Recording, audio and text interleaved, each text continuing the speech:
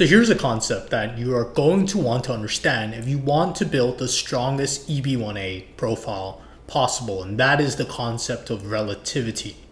How do you compare relative to other top professionals in your field? The key here is other top professionals. And in this video, I will be covering how to think about this concept when talking to your lawyer, when explaining your evidence to your lawyer, when thinking about how to establish a definition for a field of expertise. This concept is going to significantly determine the strength of your argument when it comes to your EB1A profile. And for those of you who don't know me, my name is Jason, and I work with several top immigration lawyers, which is where my EB1A profile building insights come from. I also run a paid newsletter for $12 per month, through which you can get access to my newsletter resources, which includes a profile building opportunities database that lists over 400 opportunities categorized by field and criteria.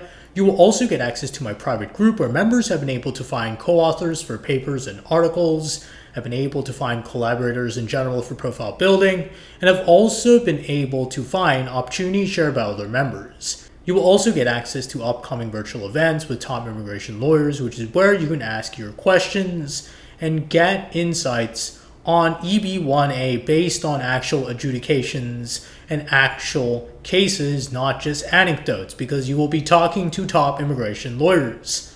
If you're interested in these resources, check out the link in the comments. But going back to the video, how can understanding relativity strengthen your EB1A profile? It comes down to understanding how to present a framework that makes it obvious that you are comparatively greater in expertise, greater in acclaim, greater in impact than all the other people, especially top professionals in your field, such that you are in the top 1% or 1 to 3% of your field.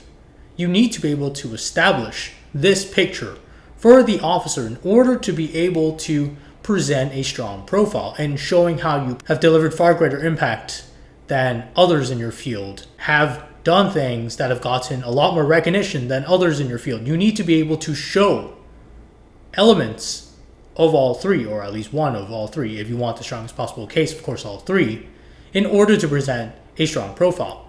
But the key here is not to just present evidence in isolation. You can't just say, I've made a great impact on the field, but it doesn't really compare to other examples of impact in your field because you don't really have that framework in place. So the officer wouldn't really know how to compare you to other people in your field because they don't really have the sense of your field of expertise, and as a result, your point is not as strong as it could be. Versus if you contextualize things and said, these are the professionals in my field, this is the kind of impact they tend to create through their work, but my impact is far greater because of these comparative metrics, these comparison metrics.